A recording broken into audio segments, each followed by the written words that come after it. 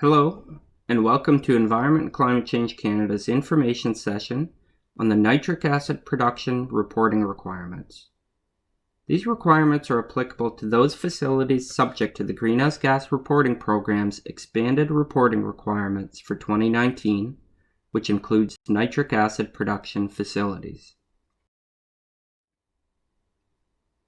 We'll begin the session by introducing the expansion of the GHGRP and the nitric acid production requirements.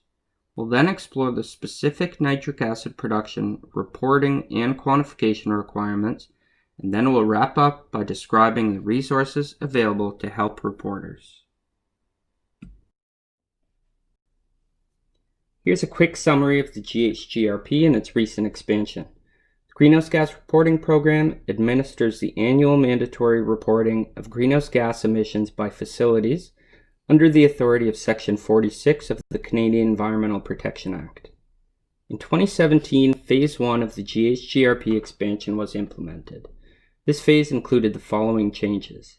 First, the reporting threshold was lowered from 50 kilotons to 10 kilotons in carbon dioxide equivalent units.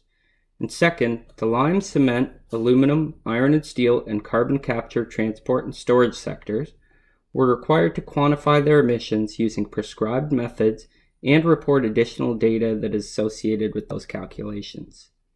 In 2018, we implemented Phase 2 of the expansion. Similarly, there are additional requirements by sector. Specifically, this includes ammonia, base metal, electricity and heat, ethanol, hydrogen, mining, nitric acid, petroleum refining, and pulp and paper sectors. For 2019, while some small adjustments have been made, this year continues the same requirements from the first two phases of the expansion. Nitric acid production reporting requirements may be found in Schedule 14 of the 2019 GHGRP notice, and prescribed quantification methods are found in Section 9 of Canada's Greenhouse Gas Quantification Requirements document. Note that while not discussed in this video tutorial, fuel combustion and flaring reporting requirements are applicable to nitric acid production facilities as well.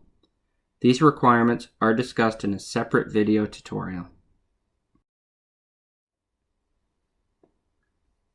Nitric acid production facilities are required to report their annual nitrous oxide process emissions as well as the annual quantity of nitric acid produced.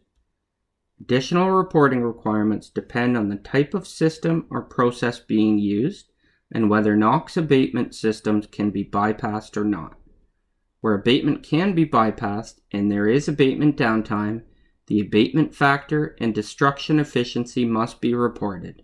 In either case, the N2O emission factor must also be reported.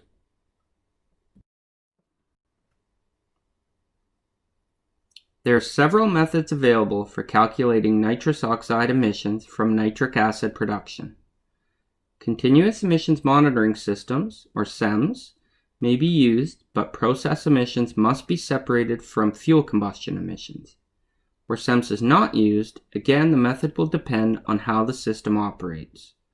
Where abatement can be bypassed and there is abatement downtime, the methodology accounts for downtime and the destruction efficiency of the abatement technology. Where abatement systems cannot be bypassed, the methodology uses the N2O emission factor measured at the final stack.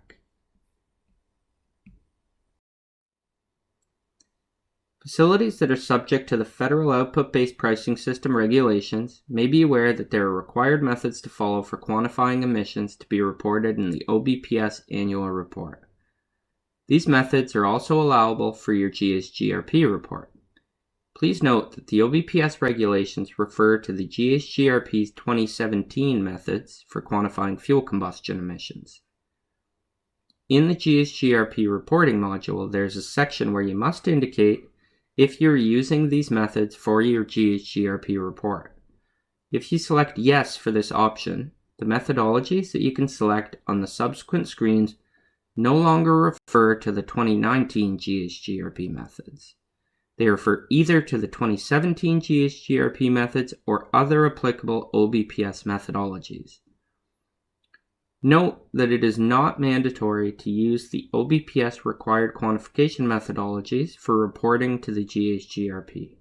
It is an option for those facilities subject to the OBPS regulations.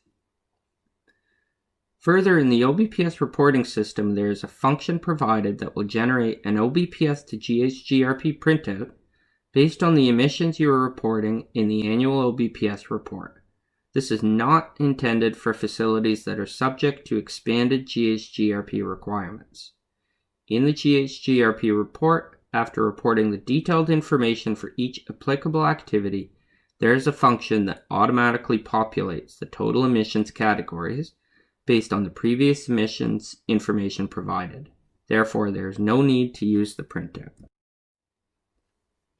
To wrap up, this slide lists the resources available to help facilities in completing their GHGRP report.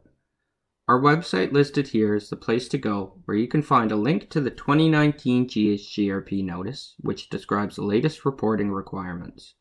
Also included on our website is a link to the GHG Quantification Requirements document, which is mandatory for those subject to the expansion. You will also find the technical guidance document on reporting greenhouse gas emissions. This helps to explain the notice and specific technical requirements. You will also find a link to access the single window system and the following guidance on using this online system to submit your report.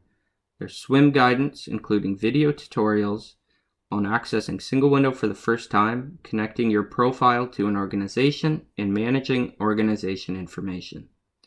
And we also provide enhanced step-by-step instructions on submitting a GHG report. There's also a page dedicated to more commonly asked questions and answers. And of course, you can contact the GHG Help Desk with any questions you may have. And new this year are a series of video tutorials available on YouTube to help explain the requirements, common reporting issues, and how to prepare your GHGRP report. Finally, here's how you can reach the GHGRP. Please do not hesitate to contact us if you have any questions, and also have a look at all the resources available to you. We encourage you to check out the additional recordings available, including information sessions on the general reporting requirements applicable to all facilities, and an overall look at the expanded reporting requirements, which discusses some common reporting issues. Please also review any of the relevant single window demonstration videos. Thank you.